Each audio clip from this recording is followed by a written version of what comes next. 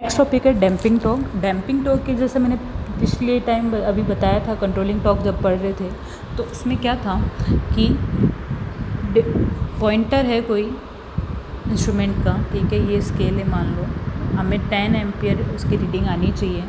इधर से deflecting torque लग रहा है TD और इधर से क्या लग रहा है कंट्रोलिंग टॉर्क TC। तो जब TD यदि ज़्यादा पावरफुल होगा तो पॉइंटर इधर मूव करेगा, TC इधर मूव करवाना चाहेगा, तो ये एक दूसरे के अपोजिट में काम करें तो उस पॉइंटर को क्या करेंगे, ऑसिलेट करवा देंगे, ठीक है। तो ऑसिलेशन जो है उसकी वजह से क्या होगा, हम रीडिंग नहीं ले पाएंगे, एग्जैक्ट रीडिंग क्या आ रही है वो।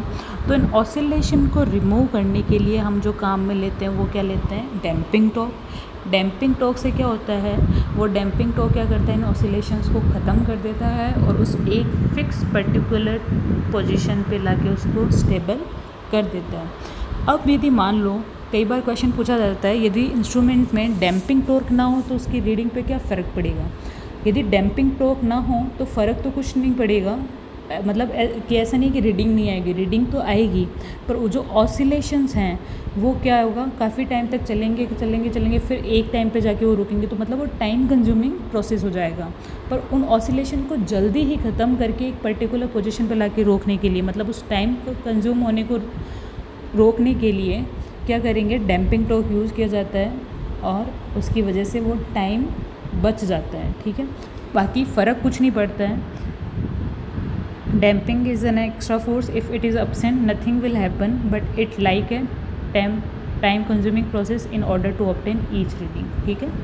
तो ये सिर्फ उस टाइम कंजप्शन को कम करने के लिए ही काम में लिया जाता है। बाकी ऑसिलेशन तो अपने आप भी रुक जाएंगे कुछ टाइम बाद में, पर उस ऑसिलेशंस को जल्दी रिमूव करने के लिए क्या किया जाता है, डैम्पिंग टॉर्क काम में लिया जाता है। अब डैम्पिंग 4 तरीके से की जा सकती है, ठीक है। फर्स्ट है air friction damping. Air friction damping जो होती है वो MI टाइप या EMC type wall mounted type instrument में काम में ली जाती है। फ्लूइड फ्रिक्शन होता है, एडी करंट डैम्पिंग होती है और इलेक्ट्रोमैग्नेटिक डैम्पिंग होती है। ये सारे एग्जांपल्स लिखे हुए हैं, उनको देख सकते हैं आप। इनको 1 बाय 1 देखते हैं कि कैसे ये डैम्पिंग प्रोड्यूस करवाई जाती है। तो फर्स्ट है air friction damping. Air friction damping में क्या होता है कि एक चैम्बर बनाया जाता है, ठीक है, ये स्प्रिंग है, उससे क्या होगा, एक एल्यूमिनियम वैन कनेक्टेड होगा। उस एल्यूमिनियम वैन को किस में रखा जाएगा, एक चैम्बर में रखा जाएगा। उस चैम्बर में क्या होगी, एयर, ठीक है। अब जब डिफ्लेक्टिंग टॉर्क इधर लग रहा है तो वापस कंट्रोलिंग टॉर्क भी लगेगा, मतलब स्प्रिंग इधर जाएगी, एक बार इधर आएगी, तो ये वैन भी इसके अंदर मूव करेगा। तो जब वैन अंदर मूव करेगा तो जो एयर का फ्रिक्शन है, ठीक है, उस एयर के फ्रिक्शन की वजह से इस पर एक्स्ट्रा फोर्स लग रहा होगा, जिससे क्या होगा, उसको जल्दी ही ऑसिलेशन को रिमूव कर देता है, ठीक है। तो एयर फ्रिक्शन की वजह से क्या हो जाता है, वो एक अपोजिट फोर्स होता है, ठीक है, और वो फ्रिक्शन क्या होता है, उसके मोमेंट को कम करता है। वेन के मोमेंट को कम कर रहा है मतलब स्प्रिंग के मोमेंट को कम कर रहा है, और स्प्रिंग के मोमेंट को कम कर रहा है मतलब पॉइंटर के मोमेंट को कम कर रहा है, और पॉइंटर का मोमेंट कम करने का मतलब है ऑसिलेशंस ख़त्म हो रहे हैं, ठीक है। तो यहाँ एयर फ्रिक्शन की वजह से क्या होता है, वो डैम्पिंग प्रोवाइड कराता है, ठीक है। इसमें लेस मेंटेनेंस की रिक्वायरमेंट है, कॉस्ट भी कम होती है और रिपीटेड नंबर ऑफ ऑपरेशन भी जनरेट किए जा सकते हैं, ऑपरेट किए जा सकते हैं। सेकेंड है फ्लूइड फ्रिक्शन। जैसे एयर फ्रिक्शन में एयर यूज़ किया था चैम्बर में, वैसे ही फ्लूइड फ्रिक्शन में क्या होगा, एक फ्लूइड काम में लिया जाता है। उस फ्लूइड के फ्रिक्शन के कारण क्या होता है, उस स्प्रिंग का मोमेंट जो है वो रुकता है, ठीक है। तो यदि हम एयर फ्रिक्शन और फ्लूइड फ्रिक्शन की कंपैरिजन करें तो ज़्यादा फ्रिक्शन किस में होगा, फ्लूइड में होगा, क्योंकि इसकी डेंसिटी हाई होती है, ठीक है। तो फ्लूइड का फ्रिक्शन हाई होने के कारण क्या होता है, ये एयर फ्रिक्शन से भी ज़्यादा अच्छी टेक्निक मानी जाती है। इसमें कुछ रिक्वायरमेंट होती है जो फुलफ़िल करना ज़रूरी होता है कि फ्लूइड वाष्पित होकर उड़ ना जाए, मतलब ऐसा नहीं है कि फ्लूइड अपने आप ही वाष्पित होता जाए, ऑपरेट हो जाए और ख़त्म हो जाए, तो बार बार उसको रिप्लेस करना पड़ेगा। Fluid should not have corrosive property related to air chamber.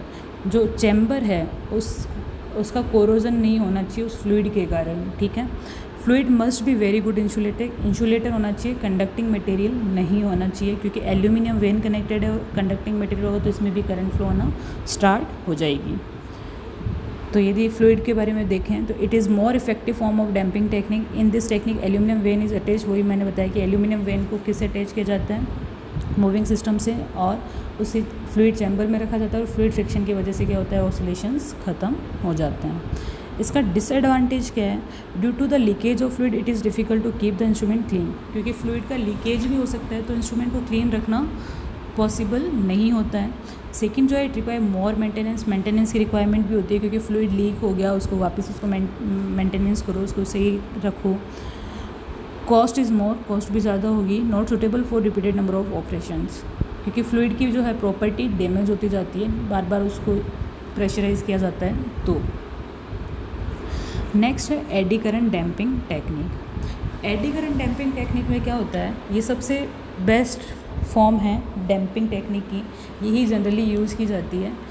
इसमें 3 चीज़ों की रिक्वायरमेंट होती है। 3 चीज़ें कौन सी, कि उस इंस्ट्रूमेंट के साथ परमानेंट मैग्नेट होनी चाहिए, कंडक्टिंग मटेरियल होना चाहिए उसमें, और रिलेटिव उन दोनों के बीच में मोशन होनी चाहिए। मेन क्या है, परमानेंट मैग्नेट और कंडक्टिंग मटेरियल, इन दोनों के बीच में जब रिलेटिव मोशन होगी तो उससे क्या होगा, वो डैम्पिंग जनरेट करेंगे। अब यदि हम डायग्राम में देखें तो यहाँ पे क्या है कि ये स्प्रिंग है, स्प्रिंग से एक स्पिंडल कनेक्ट किया है, स्पिंडल पे एल्यूमिनियम फॉर्मर रखा गया है, ठीक है, और उस पर वायरिंग करके सप्लाई दी हुई है। अब यहाँ पे यदि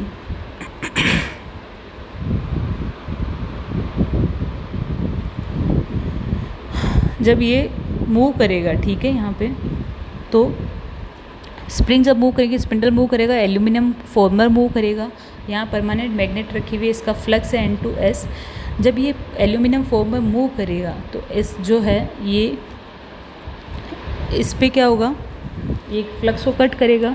जब फ्लक्स को कट करेगा तो इस फ्लक्स कट की वजह से क्या हो रहा है, ये कंडक्टिंग मटेरियल है और इसमें क्या है, इसका खुद का कुछ रेजिस्टेंस भी है, उससे यदि फ्लक्स लिंक कर रहा है तो उसमें क्या होगा, ईएमएफ जनरेट हो जाएगा, और ईएमएफ जनरेट होने की वजह से क्या होगी, एडी करंट जनरेट हो जाएगी। उस एडी करंट और ये जो फ्लक्स है, इन दोनों के जो है इंटरेक्शन की वजह से क्या होगा, ये एल्यूमिनियम फॉर्मर क्या होगी, मूव करना स्टार्ट हो जाएगी, ठीक है।